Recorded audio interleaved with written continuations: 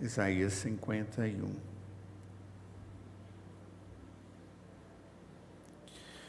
Eu vou ler o texto, que diz assim: Escutem vocês que procuram a justiça, vocês que buscam o Senhor. Olhem para a rocha da qual vocês foram cortados e para a pedreira de onde foram tirados. Olhem para Abraão, seu pai, e para Sara, que os deu à luz. Porque Abraão era um só, quando eu chamei, o abençoei e o multipliquei. Porque o Senhor terá piedade de Sião, terá piedade de todos os seus lugares desolados. Fará o seu deserto como Éden e os seus lugares áridos como o jardim do Senhor. Ali haverá júbilo e alegria, ações de graças e som de música. Preste atenção, meu povo, e escute, minha nação. Porque de mim sairá a lei e estabelecerei o meu direito como luz dos povos. Perto está a minha justiça, a minha salvação já aparece, e os meus braços dominarão os povos. As terras do mar me aguardam e no meu braço esperam. Levantem os olhos para os céus e olhem para a terra aqui embaixo, porque os céus desaparecerão como a fumaça, e a terra envelhecerá como a roupa. Os seus moradores morrerão como mosquitos, mas a minha salvação durará para sempre, e a minha justiça não será anulada. Escutem vocês que conhecem a justiça.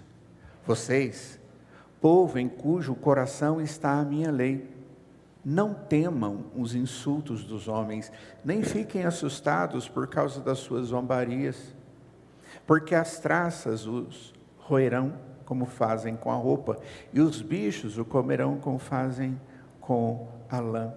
Mas a minha justiça durará para sempre, e a minha salvação de geração em geração. Desperta, desperta, braço do Senhor, e arma-te de força. Desperta como nos dias passados, como nas gerações antigas. Não és tu aquele que cortou Raabe em pedaços e feriu o monstro marinho? Não és tu aquele que secou o mar, as águas do grande abismo? Não abriste um caminho no fundo do mar para que passassem os remidos?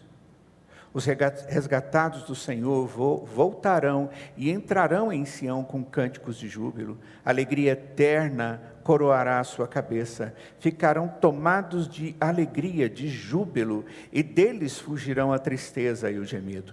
Eu sou aquele que consola. Quem então é você para que tenha medo do homem que é mortal, ou do filho do homem que não passa de erva? Porque você se esquece do Senhor que o criou, que estendeu os céus e fundou a terra, e todo o dia, sem cessar, teme a fúria do opressor, que se prepara para destruir. Onde está a fúria do opressor? O exilado cativo depressa será libertado. Lá não morrerá, lá não descerá à sepultura, o seu pão não lhe faltará. Pois eu sou o Senhor seu Deus, que agita o mar de modo que brame as suas ondas. O meu nome é Senhor dos Exércitos. Confio a você as minhas palavras, e o protejo com a sombra da minha mão, para que eu estenda os céus, firme a terra, e diga a Sião: você é meu povo. Acorde, acorde, e levante-se, ó Jerusalém. Você que bebeu da mão do Senhor o cálice da sua ira, você esgotou o cálice do atordoamento. De todos os filhos que ela teve, nenhum o guiou. De todos os filhos que criou, nenhum a tomou pela mão. Essas duas coisas lhe sobrevieram. Mas quem teve compaixão de você? Houve destruição, ruína, fome e espada.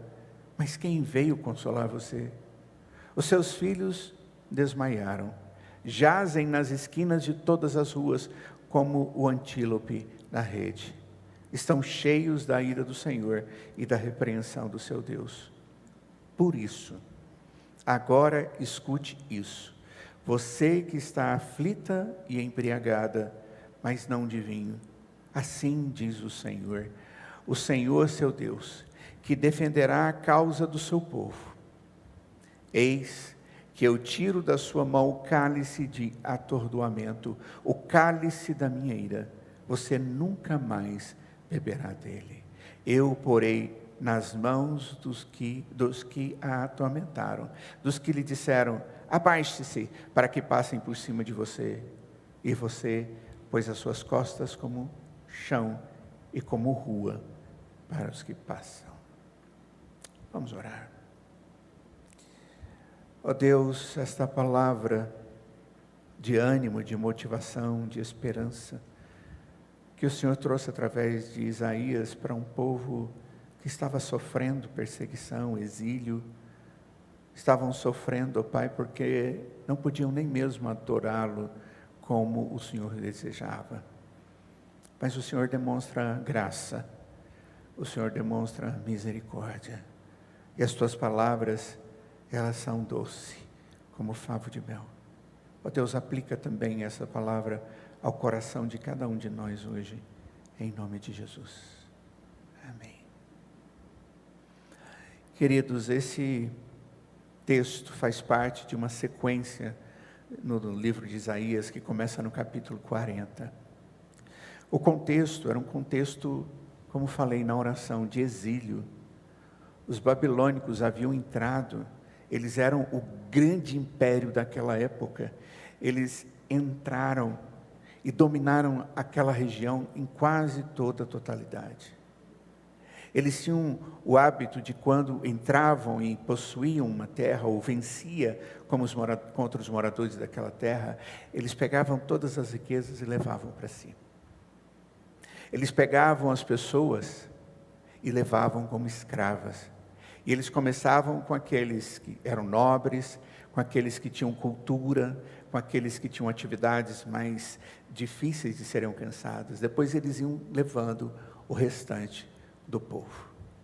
Como o cativeiro estava longo e Babilônia já havia sido possuída, e nós vemos Ciro sendo aquele rei que vai aumentar ainda mais aquele domínio, mais do que os babilônicos. O povo de Deus estava sofrendo, lembravam da sua terra, no caso, era Israel. E eles ficavam ansiando por voltar para casa. A expectativa, segundo eles, era zero. É muito comum quando a gente passa por sofrimentos, e esses sofrimentos vão delongando, aquilo vai tirando as forças da gente. E a gente começa a fazer a nossa vida viver naquele limite. É como se, é isso mesmo. Você já deve ter vivenciado alguma situação assim. Às vezes você convive com uma pessoa que você tenta auxiliar, aperfeiçoar em alguma área que ela prejudica a si mesmo e os relacionamentos que estão ao redor. E você tenta, você ora, você pede, mas passa um tempo, você diz: eu tenho que me acostumar. Acostumar com a dor, acostumar com a ausência de esperança e parar de ficar pensando na mudança. Só que Deus via esse quadro nesse povo exilado, e Deus traz uma palavra. Isaías é profeta, era a boca de Deus. Quando ele falava, os próprios judeus entendiam que ele era um profeta, porque Deus deu todas as evidências de que ele era instrumento nas mãos dele. E essa palavra, ela não é uma palavra de juízo, apesar de mostrar o juízo, mas é uma palavra de libertação, de esperança e de uma certeza de vitória. Uau! Alguém está me reanimando. É como se fosse aquela fogueira que você começa e abana, e ela vai pegando força, e ela vira aquele fogo maravilhoso. Vocês sabem que eu gosto de foto. Eu amo tirar foto do fogo. Uma das coisas mais lindas que tem é você pegar nuances da brasa, do fogo. Só que vai acontecendo o seguinte: depois aquele fogo vai acabando, mas o que sobra é a brasa. Ela está ali. A fonte do fogo está ali. A existência está ali. E você pega um assoprador, e hoje tem até uns eletrônicos bem legais, e você coloca alguma lenha a mais e sopra sobre aquela brasa, e ela novamente vai gerar um fogo ardente. Esse povo era como brasa quase apagada. E Deus começou a soprar graça sobre eles. É isso que nós vemos nesse texto. Eu creio que você, como eu, devemos ter vivido coisas semelhantes. Todos nós precisamos de incentivo. Quando nós não temos incentivo, a nossa esperança vai embora, as coisas ficam pálidas, sem cor, sem motivação para um sorriso largo, solto, aberto.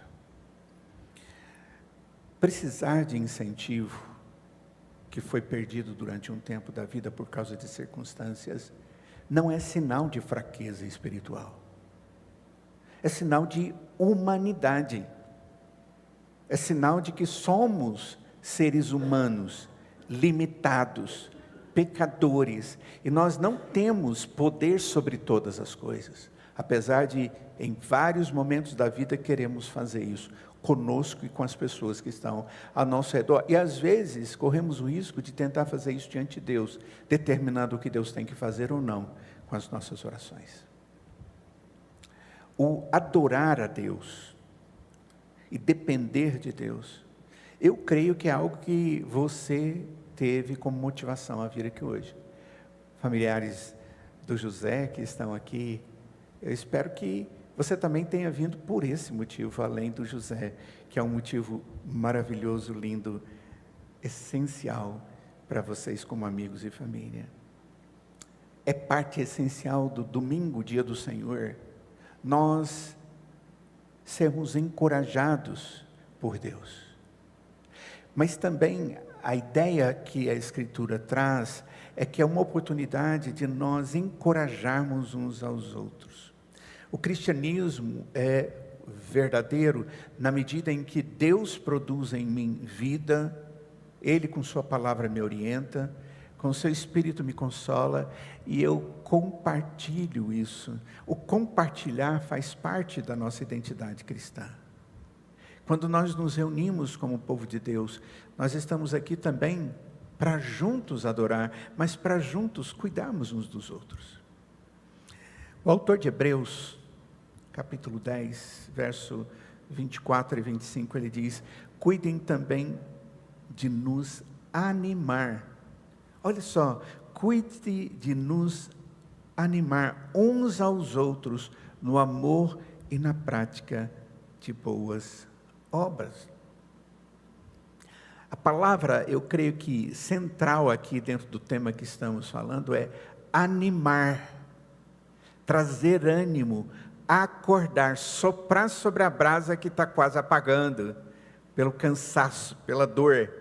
É animar, mas é como se Deus estivesse dizendo para nós, Deus faz isso e muitas vezes usa instrumentos, e um deles são aqueles que são irmãos na fé, aqueles que convivem conosco, a graça de Cristo, e que são usados como o soprador de Deus.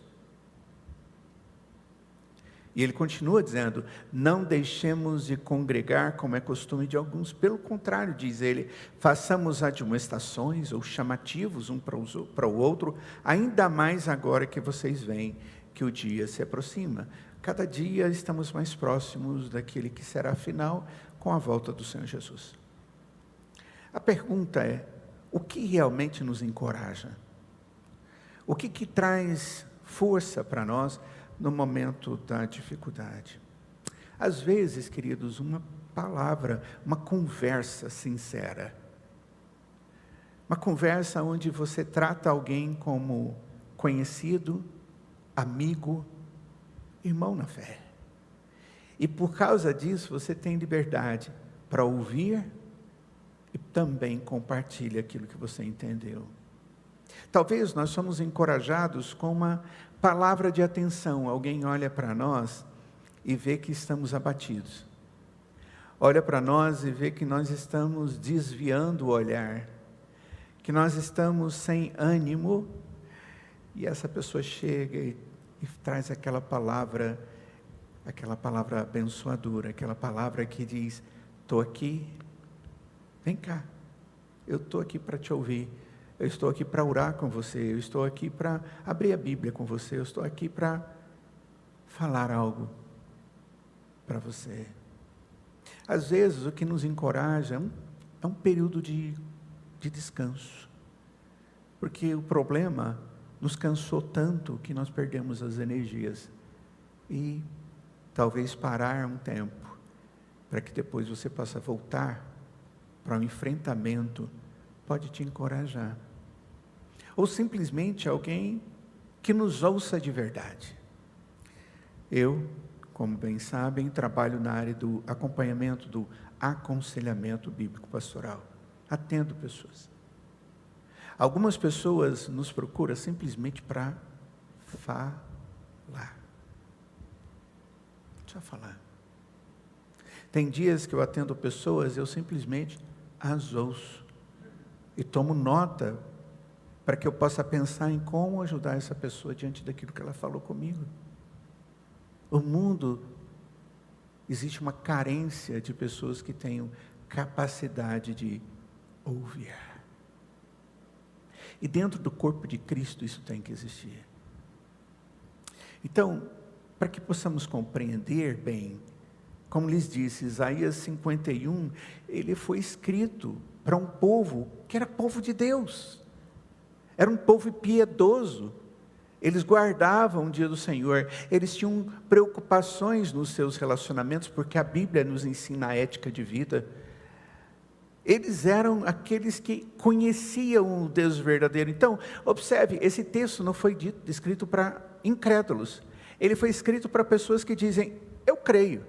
E eu espero que você, de alguma forma, já tenha falado isso na presença de Deus. Eu creio, e se você não o fez, eu creio que está na hora de você reconhecer a sua necessidade, a sua fragilidade, o seu pecado, o somatório deles, e reconhecer que eu preciso de ajuda. Eu vou para a presença de Deus e digo: Senhor, fala, porque o teu servo ouve. Então, esse texto ele foi escrito para um povo que já tinha feito isso, era um povo piedoso. Esse povo era conhecido como povo de propriedade do Deus verdadeiro.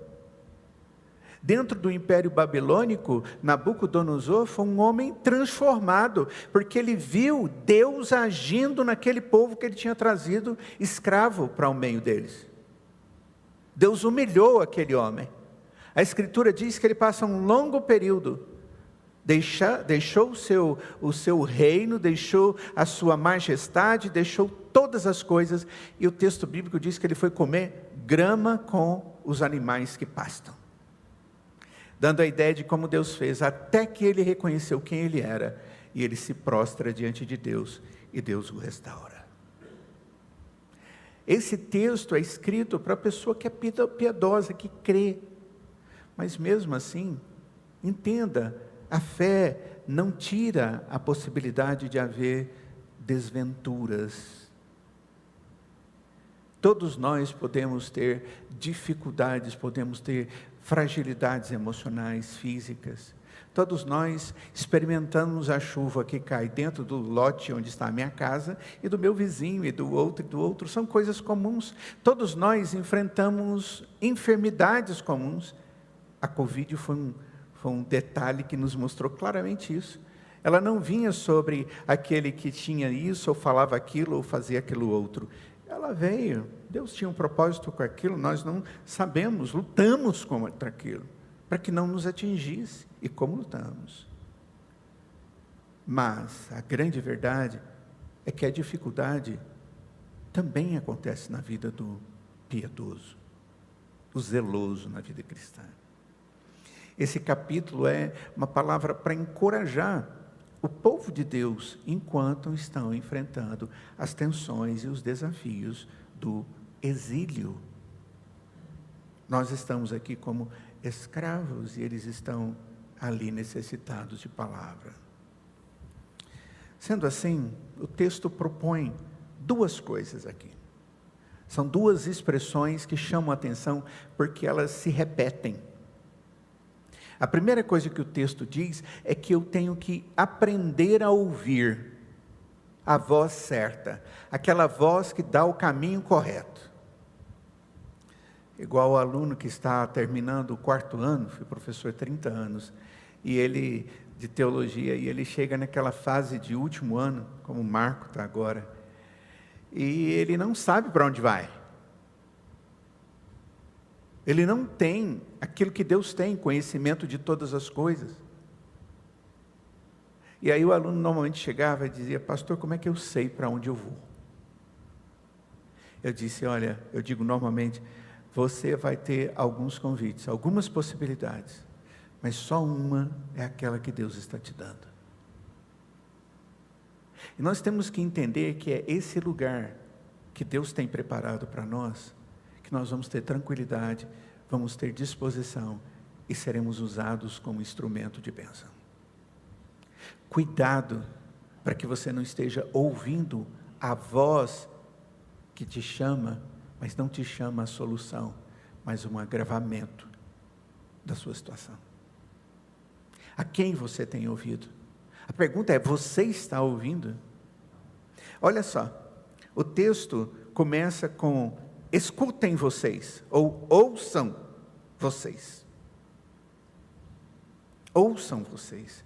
E ele vai repetir isso durante o texto 4 vezes. Ouçam, ouçam, ouçam, acorde, acorde, acorde. Essa é uma expressão que nós vamos encontrar em outros capítulos de Isaías. Mas o que mais chama atenção aqui é que o desânimo quase sempre nasce quando nós passamos a viver sobre narrativas erradas, quando nós começamos a ter orientações erradas. E aí eu vejo que aquilo não dá certo, aí vem outra coisa, eu tento outra coisa e não dá certo, e eu tento outra coisa e chega num ponto que você fala: não tenho mais força, não dou conta mais. É muito interessante, porque normalmente quando a pessoa chega nesse clímax negativo da sua experiência física, emocional, espiritual, normalmente essa pessoa chora. E muitas vezes é choro mesmo, de lágrimas. Outras vezes é um choro da alma, da palidez. Parece que a vida se esvaiu. Em contrapartida, o encorajamento bíblico, ele começa com uma fonte que nós estamos ouvindo e que vai produzir cor de novo, alegria de novo, esperança. O incentivo bíblico, ele vem do ouvir aquela que é a fonte ou a narrativa certa que pode me conduzir. O que saber? Deus responde. Como? Através da sua palavra. Muitas vezes a base do nosso desânimo se deve ao fato de nós vivemos diante de, eu busco ajuda no lugar errado, narrativas, ideias erradas. Nós temos um líder que gosta muito de usar a palavra, líder político no nosso país, a palavra narrativa. Eu, se pudesse dizer algumas palavras para ele, a primeira que eu diria para ele é: não use mais essa ideia. Porque ele diz: basta você ter uma narrativa, lutar por ela, fazendo o que é certo, às vezes não, que vai dar certo. Deixa eu te dizer uma coisa, a Escritura diz exatamente o contrário. A narrativa, a ideia, a orientação, ela não pode ser duvidosa, porque caso contrário vai aumentar o meu desânimo. A narrativa correta é a de Deus. Isso foi desde o início, a Escritura vê assim. Em Gênesis capítulo 3, o primeiro erro que nós vemos ali, lembra Eva conversando com a serpente, com Satanás, e ele tentando misturar a mente dela?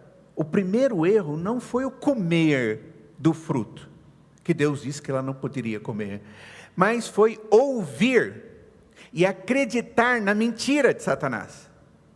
Ela ouviu e aceitou a narrativa dele.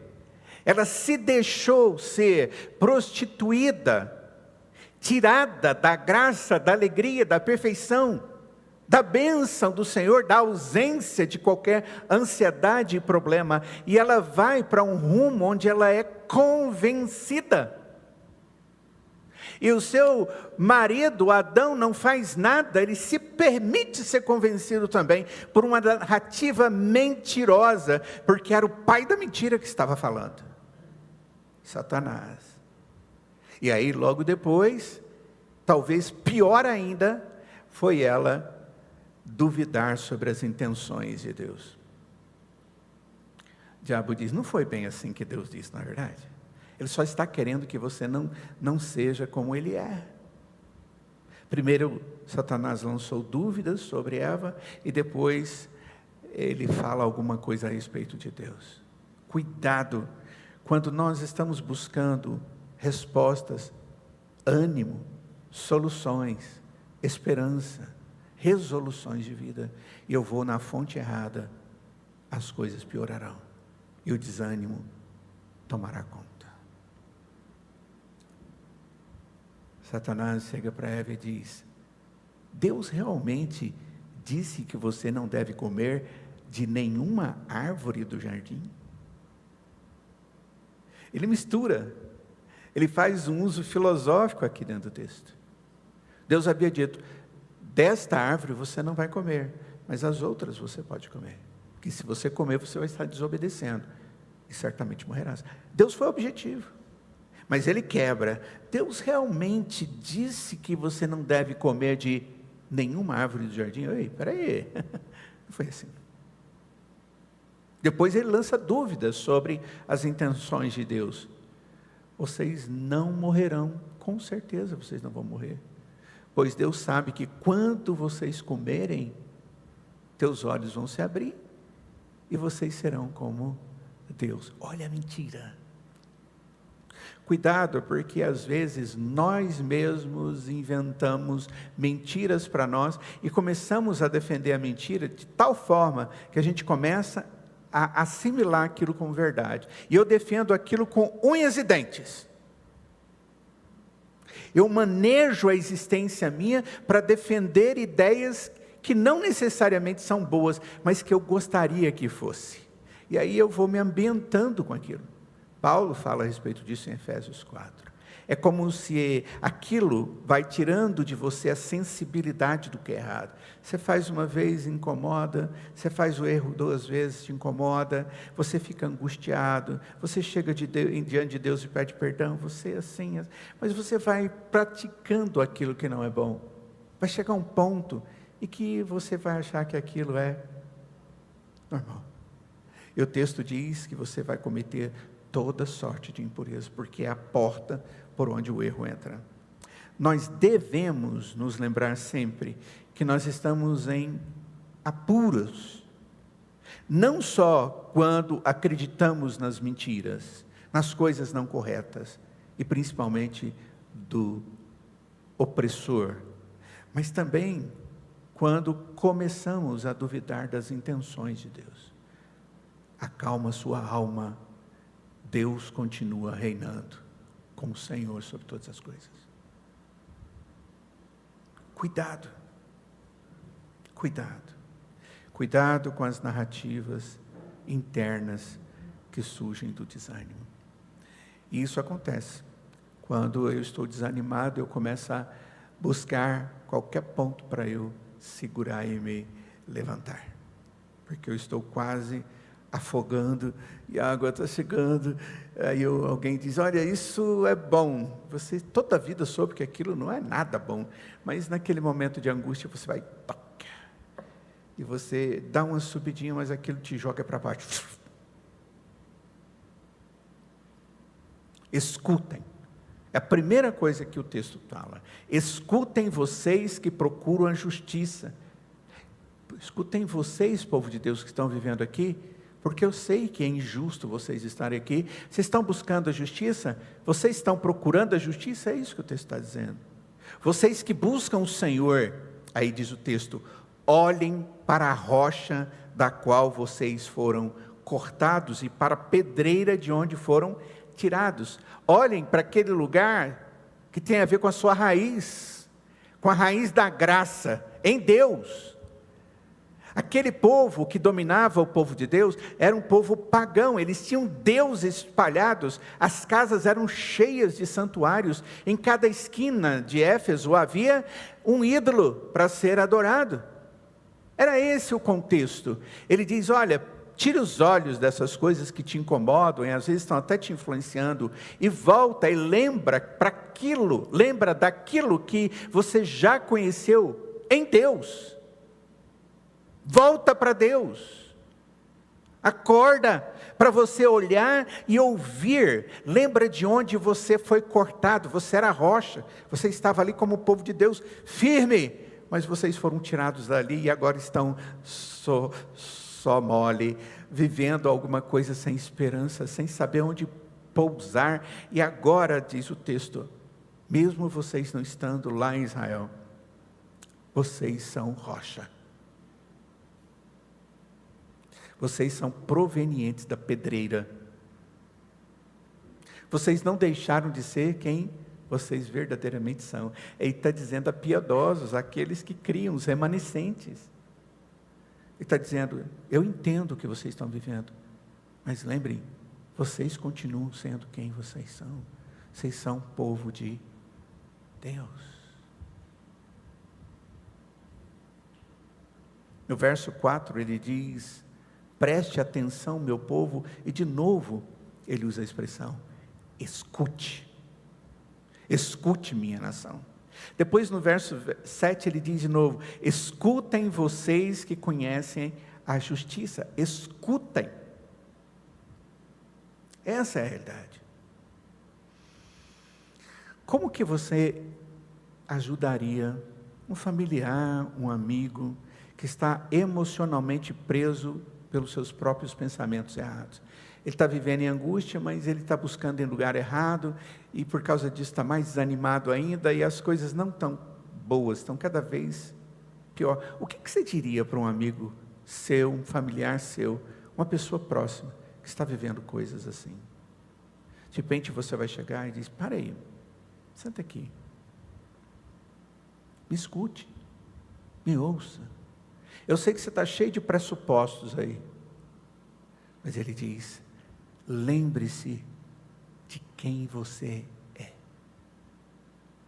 Essa é uma estratégia que eu uso muito no gabinete. As pessoas ficam tão afogadas com seus problemas, que elas esquecem quem elas são, quem você é. Eu sou fulano de tal, tem tantos anos, sou casado, tenho filhos, tenho aquilo, sou empresário, sou médico, sou da área do direito, sou isso, sou aquilo. Eu digo, o que mais? Quem você é? Eu sou filho de Deus. É isso que faz toda a diferença. Só que a gente fica tão assim angustiado com tudo e começa a me identificar por estas coisas que não sustentam. Você é um advogado, se você ficar doente, ficar isso, você vai deixar de agir.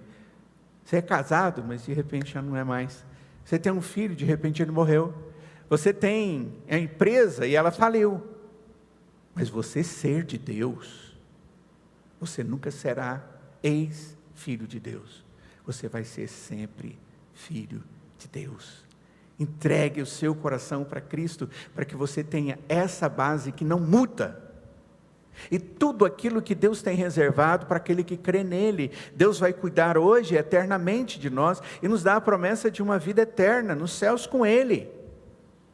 Quem pode tirar isso? Nem morte, nem vida, nem principados, nem potestades. Paulo diz isso. Nada pode nos separar do amor de Deus expresso na pessoa de Cristo.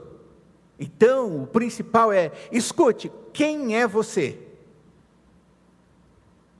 Hoje você pode, no meio da situação de vida que você tem, dizer, eu sou um filho de Deus porque entreguei a minha vida para Cristo e Ele me salvou. Apesar de ser uma pessoa atribulada, que está sofrendo para caramba, que está ansioso, que tem depressão, eventualmente tem o pânico, crises de ansiedade profunda, Se você tem amor a Cristo e Ele entrou no seu coração, ouça o que Cristo está dizendo para você. Eu sou o seu Salvador. Eu sou o seu Deus. E isso não muda. Nem mesmo os nossos momentos de incredulidade faz Deus nos abandonar. Nem os nossos momentos de profunda tolice. Lembre, esse texto não é dirigido para rebeldes, ele é dirigido para um remanescente fiel que estava ali.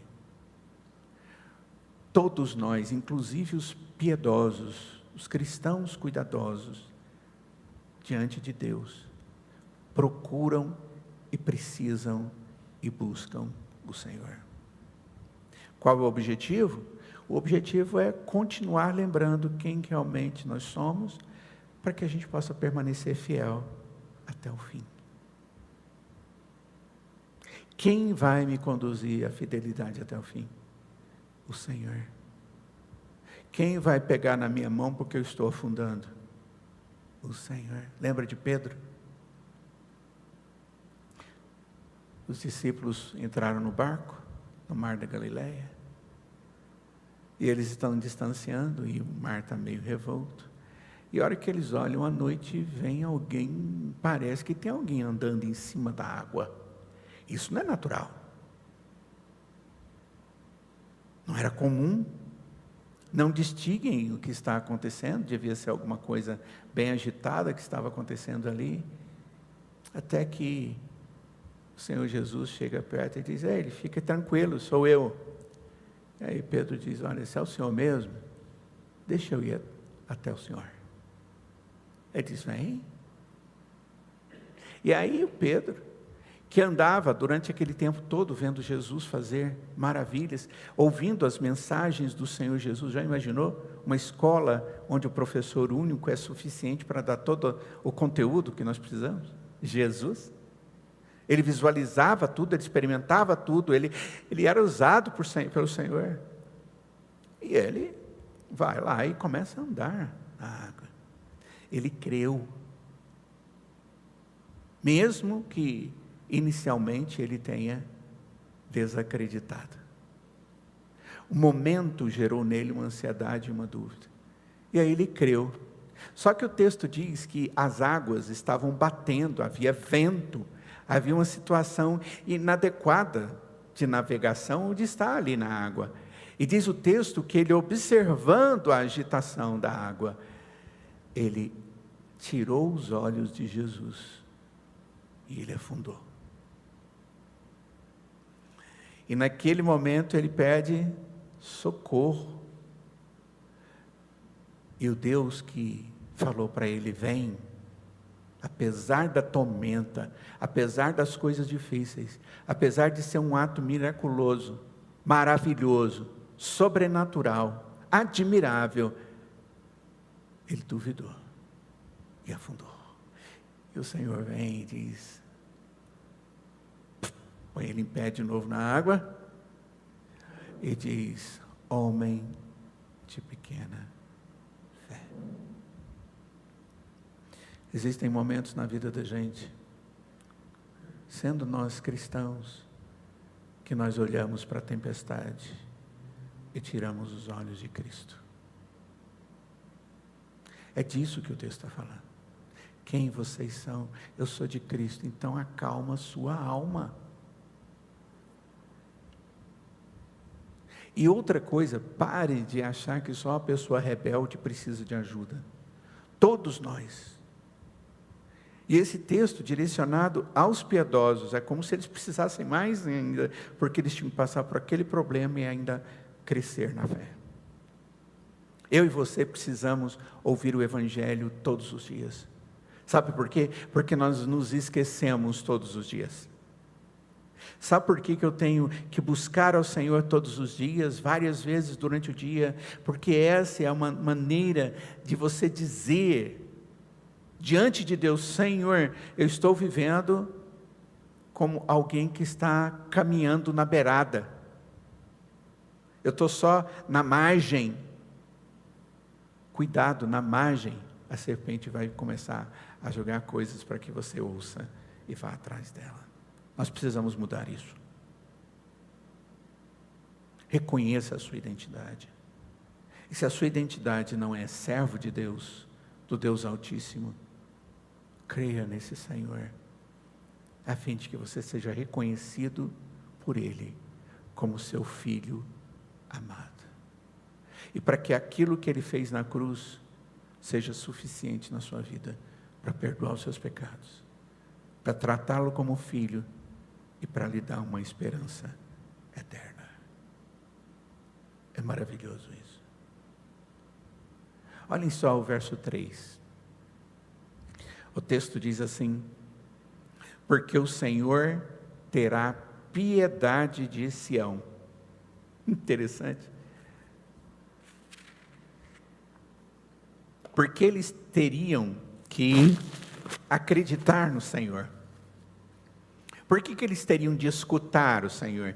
Eles dizem, vocês têm que fazer isso porque esse Deus é Ele que tem piedade de vocês. E o texto continua: terá piedade de todos os seus lugares desolados, em qualquer lugar que você estiver. E o texto diz: fará o seu deserto como Éden. Está vivendo no deserto? Lembra do Éden antes de ter a queda? Aquele lugar que tinha um jardim que Deus fez maravilhoso. Ele torna aquele lugar totalmente insípido, sem água, com expectativa de insolação e morte.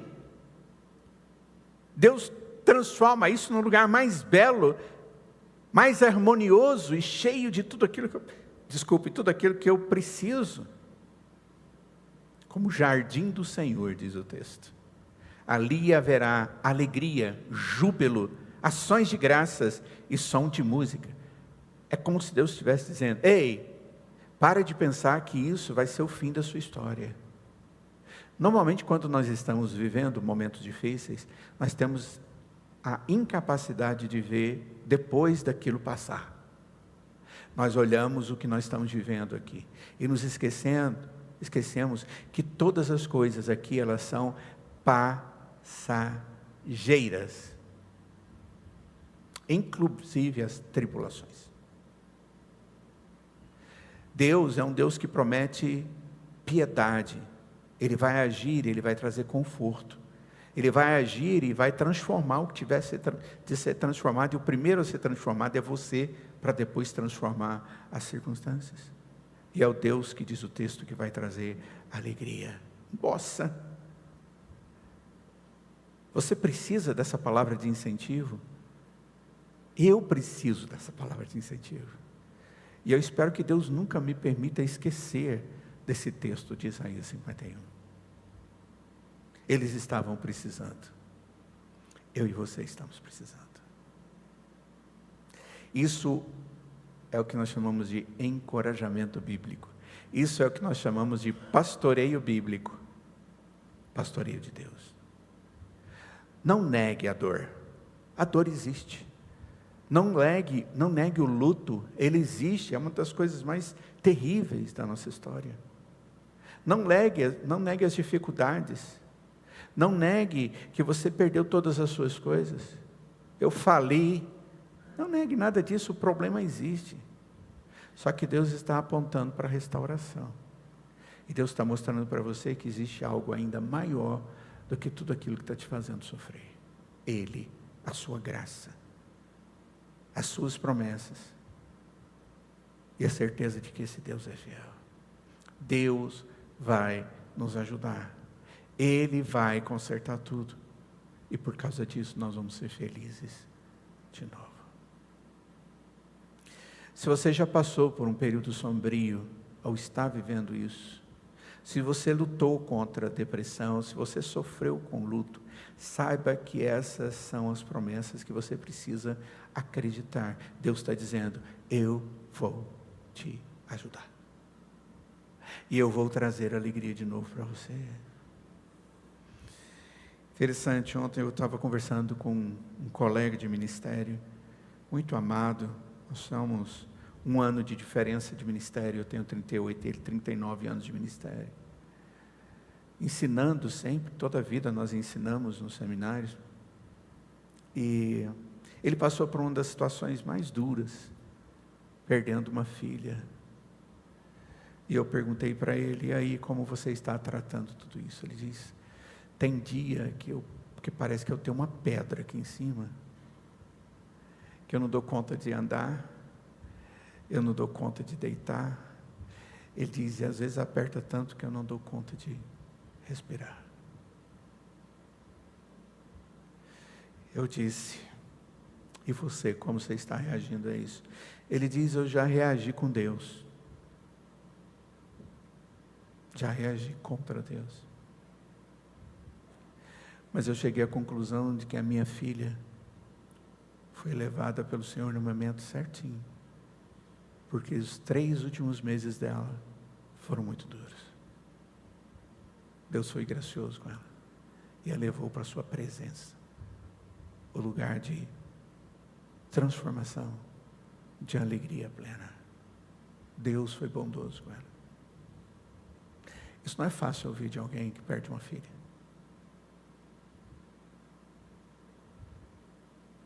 Mesmo que ocorra dificuldades, eu preciso entender que Deus é aquele que cuida de mim. Mesmo que você seja maduro, um cristão piedoso, ainda assim nós precisamos lembrar dessas promessas bíblicas e dessa realidade que Deus nos dá na sua palavra. Existe um poder de Deus, e esse poder de Deus, ele é verdadeiro. No verso 4 o texto diz assim: preste atenção, olhe de novo e escuta, meu povo, minha nação,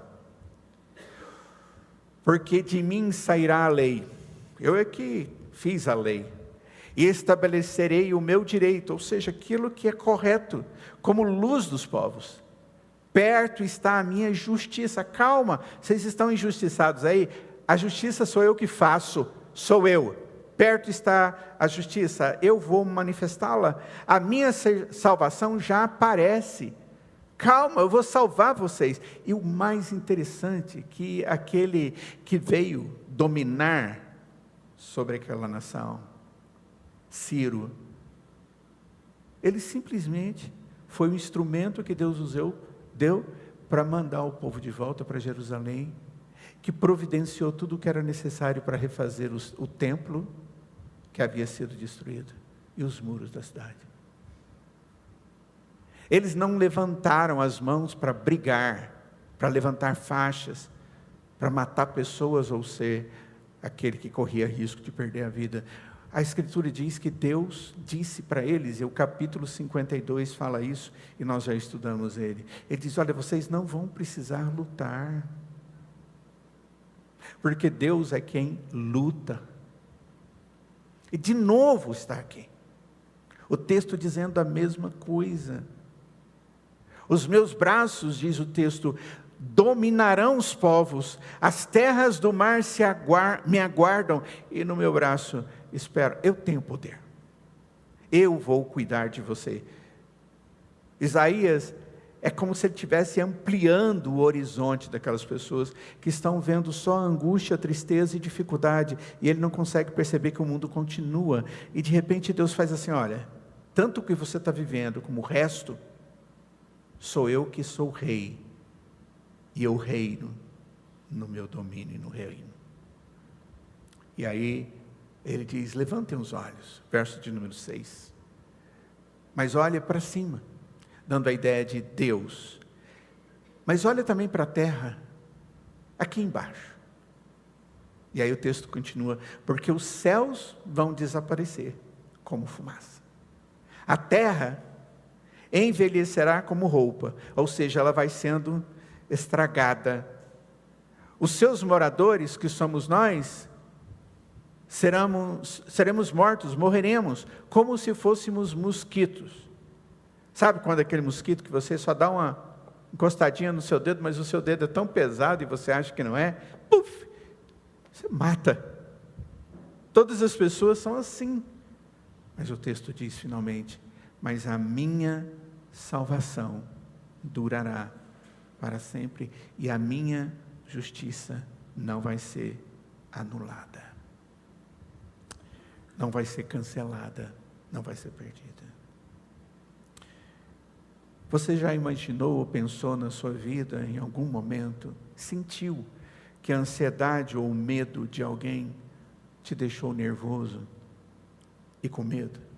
Você já viu alguém que está com tanto medo de alguma coisa, com tanto desespero diante das situações, e você olha para aquilo, parece que aquilo te atinge, te oprime também, e você convive com aquela pessoa 1 hora, ela contando as suas situações, e você fala, o que eu falo, e você começa a ter uma empatia com aquilo, e aquilo se torna como se fosse a angústia sua. Você já passou por isso alguma vez?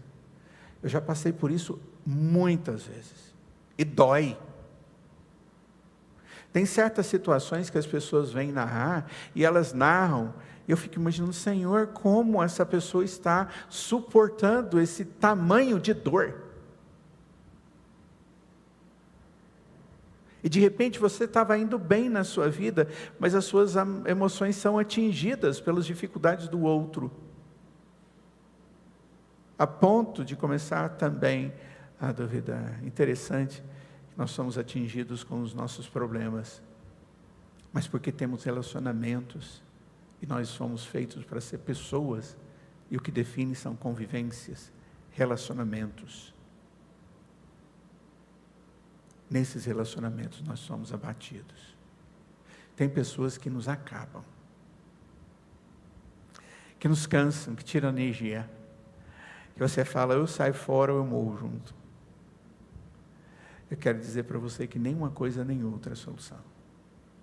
A solução é Deus entrar nessa parada. É bom para você se lembrar de que, embora você possa estar desanimado, Deus não está. Você pode estar com medo, mas Deus está completamente confiante. Ele é o Senhor da história. Você pode estar nervoso, ansioso, mas Deus está no controle total. E a sua justiça nunca será desanimada. Verso 7 encerra essa parte, onde Isaías nos lembra de não ouvir as reprovações dos seus oponentes.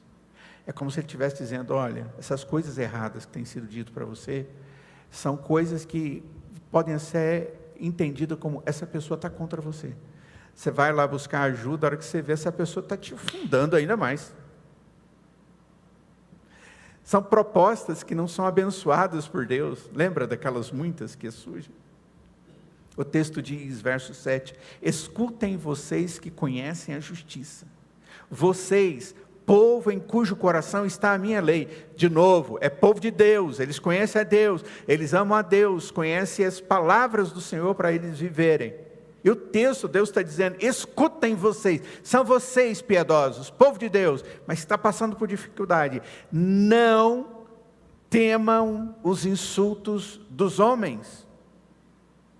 Porque em situações de reprovação, de dificuldade, esse é o momento onde as pessoas desclassificam a gente. Nossa, ele é fraco, ele é inoperante, ele é inadequado, e eu uso isso contra aquele que está doente. Que me trata de forma a me insultar. Que fala coisas como se eu fosse bobo. Cara, eu estou passando por sofrimento, mas não sou bobo não. Deus me deu entendimento, raciocínio. Me deu a palavra, eu já conheço. No momento da dificuldade, existem aqueles que vêm para insultar a gente. Lembra dos amigos de Jó? Questionando a fé dele. Como você vai continuar nisso tudo? O homem está sofrendo, ele perdeu todos os filhos, ele perdeu as coisas dele, todo o gado, a fazenda dele, ele perdeu a saúde dele, cheio de feridas, e Deus permitiu que tudo isso acontecesse, mas aquele homem chorou na presença de Deus. Aí vem os amigos dele e começam a colocar dúvidas quanto à bondade e à existência de Deus. O texto está dizendo, não tema os insultos dos homens, nem fiquem assustados por causa das suas zombarias.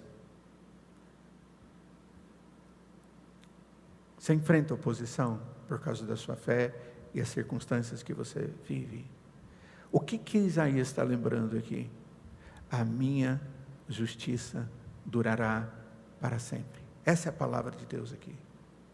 E a minha salvação de geração em geração. Eu quero concluir dizendo para você, você está desanimado, tem alguma dificuldade? Conhece alguém que está assim? Você não sabe como abandonar pecado, ser justo dentro de casa, amoroso com a sua esposa, zelosa com o seu esposo, verdadeiro e exemplo para os seus filhos. Isso tudo é coisa que está longe e você está sofrendo com isso. Você está cansado? Você está vazio, sem coração? Parece que sinto nada. Está sem esperança. Deus nos ajuda falando a sua palavra, para que nós ouçamos. Uma das estratégias para combater o desânimo é lembrar a si mesmo, eu me lembrar o que é verdade sobre a minha relação com Cristo Jesus. Quem eu sou. Mas primeiro, com referência a Deus. Alguns de nós estamos cansados hoje, não só porque a nossa vida é realmente difícil. Eu não tenho como fugir disso. Mas porque nós temos ouvido narrativas erradas. Eu não estou buscando em Deus. Eu não estou parando para ouvir a palavra de Deus ou para ler a palavra de Deus. Muitos estão cansados, não apenas por causa da dureza da vida, mas porque têm ouvido a voz errada. A voz da cultura. O cristianismo é uma contracultura. A cultura, na maioria das vezes, afeta pontos fundamentais da crença e de valores. Nós, muitas vezes, temos ouvido alguém que parece que é amigo, mas são inimigos. Em alguns momentos, nós somos inimigos de nós mesmos, porque nós ficamos nos convencendo que temos o direito de fazer errado. Afinal de contas, todo mundo faz, afinal de contas, eu tenho o direito disso, afinal de contas. Isso se chama autossabotagem. Não importa. Se você é um servo de Deus, lembre de algumas verdades. Primeira, Deus te fez e você é a imagem de Deus. Você é amado pelo seu melhor amigo, chamado Jesus. Você tem habilidades e você não deixou de tê-las por causa das dificuldades. Você é feito de forma maravilhosa, segundo os olhos de Deus. Você é filho de Deus, noiva de Jesus. Você é vaso onde Deus coloca o Espírito Santo. Você é herdeiro da vida eterna. Oh Deus! Então eu quero terminar com as minhas últimas palavras dizendo, escute isso. Isso aqui não é pensamento positivo, não. Que tem sido usado por aí. Pense que tudo é bom, que tudo vai... Ei, para com isso. Você está vivendo a dor? Para com isso. Seja realista. Isso aqui não é pensamento positivo que eu estou te ensinando. Isso aqui é pensar sobre nós mesmos através da lente do que Deus, em Cristo Jesus, pensa de nós. E Ele diz, escute, eu tenho a lei, eu tenho a justiça, eu te salvo. O que aconteceu logo depois? Isaías louvou a Deus. Escute, ouça com atenção a narrativa correta, a do Senhor. Vamos orar. Eu queria pedir, se você pode ficar de pé, que o faça, por favor. Ó Santo Deus, o povo aqui em Isaías capítulo 51 passava por situações que nós não temos nem ideia. Muita dificuldade, muita opressão, muitos anos disso. E o Senhor chegou para eles e disse que o Senhor era o seu Salvador e o Deus que cuidava deles. Ó Deus, eu sei que o Senhor é o mesmo Deus que a sua graça é a mesma, a sua bondade é a mesma, que o Senhor é Deus que cuida do seu povo. Mantenha essa verdade no meu coração e no coração das pessoas que estão aqui. Ó Deus, se existe aqui no nosso meio pessoas que estão passando por situações profundas, difíceis, ó Deus, trate os seus corações. Mas antes de tudo, dê a essas pessoas fé verdadeira em Cristo Jesus. Que essas pessoas possam chegar diante de Deus e derramar a sua vida no Senhor e dizer: eu sou do Senhor, faça de mim o que lhe aprouver fazer como seu servo. Ó Deus, nos abençoe, nos proteja, nos dê vitórias, mas acima de tudo, nos anime através da providência do Senhor e da certeza de que o Senhor age assim. Em nome de Jesus, teu Filho amado, é que nós oramos e imploramos que a graça do Senhor Jesus, que o amor de Deus o Pai, que a comunhão e as santas consolações do Espírito Santo de Deus esteja sobre cada um de nós hoje e para todos sempre. Amém.